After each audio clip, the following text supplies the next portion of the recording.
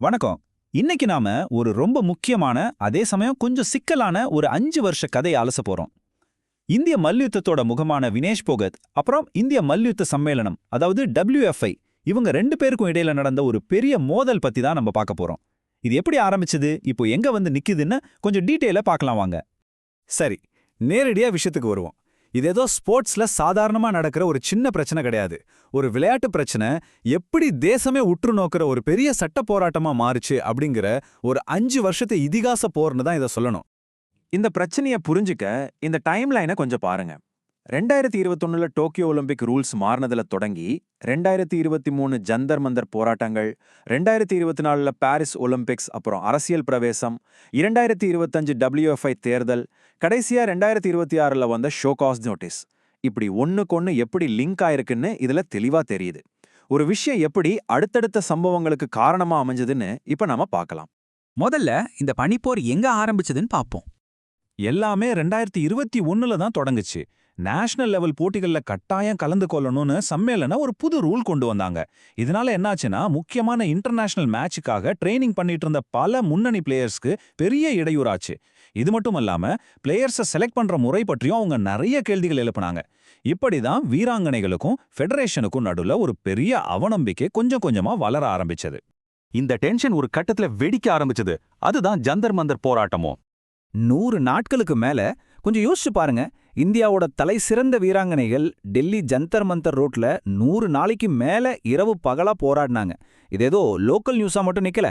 ஒட்டுமொத்த சர்வதேச மீடியாவும் இந்தியா பக்கம் திரும்புற அளவுக்கு ஒரு பெரிய அதிர்வலையை ஏற்படுத்துச்சு.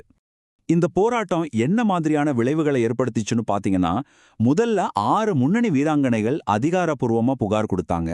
உடனே இந்திய ஒலிம்பிக் சங்கம் இதுல தலையிட வேண்டிய கட்டாயம் வந்துச்சு.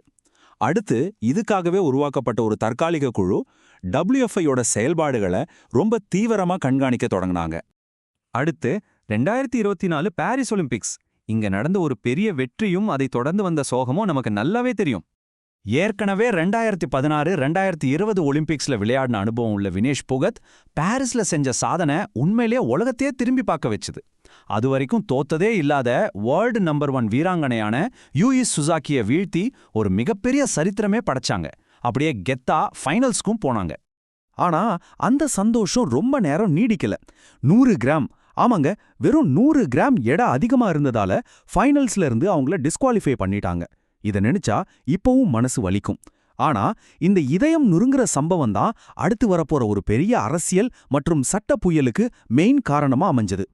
இதற்கடுத்துதான் இந்த கதையில ஒரு அரசியல் திருப்பம் வருது. செப்டம்பர் 6, 2024 அன்னைக்கு வினேஷ் போகத் அதிகாரப்பூர்வமா காங்கிரஸ் கட்சியில இணைஞ்சாங்க. அது மட்டும் இல்லாம நடந்த சட்டமன்ற தேர்தல்ல ஜுலானா தொகுதியில போட்டியிட்டு ஜெயிக்கவும் செஞ்சாங்க. அவங்களோட வெற்றி வித்தியாசம் சுமார் 6015 ஓட்டுகள். விளையாட்டு மைதானத்திலிருந்து நேரடியா ஒரு அரசியல் களத்துக்கு அவங்க மாறினது ஒரு பெரிய திருப்புமுனை.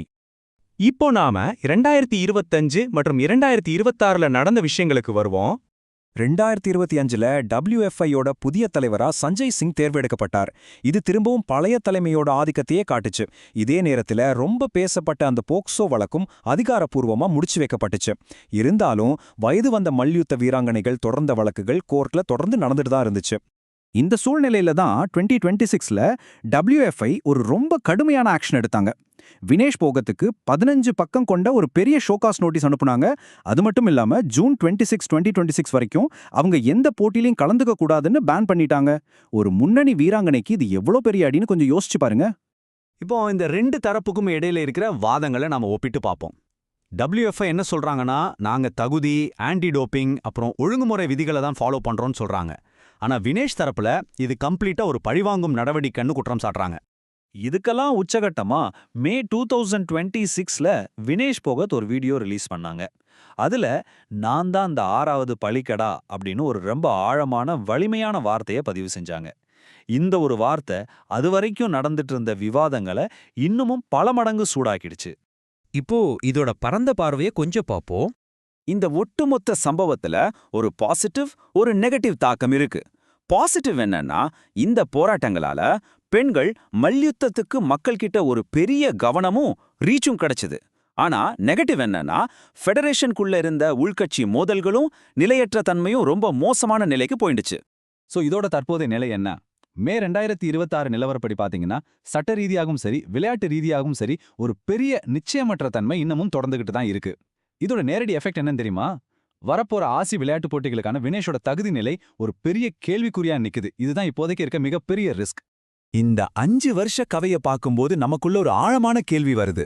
ஒரு மிகச்சிறந்த வீராங்கனையோட தலைவிதிய அவங்களோட திறமைய அளக்குற மல்யுத்தப்பாய் தீர்மானிக்க போகுதா, இல்ல இந்த அரசியலும் அதிகாரமும் தீர்மானிக்க போகுதா? இந்த இதிகாச போரோட கிளைமேக்ஸ் என்னவா இருக்கும்? கொஞ்சம் யோசிச்சு பாருங்க. இந்த தகவல்களை உங்க கூட பகிர்ந்துகிட்டதுல ரொம்ப சந்தோஷம். அடுத்த பதிவுல பார்க்கலாம்.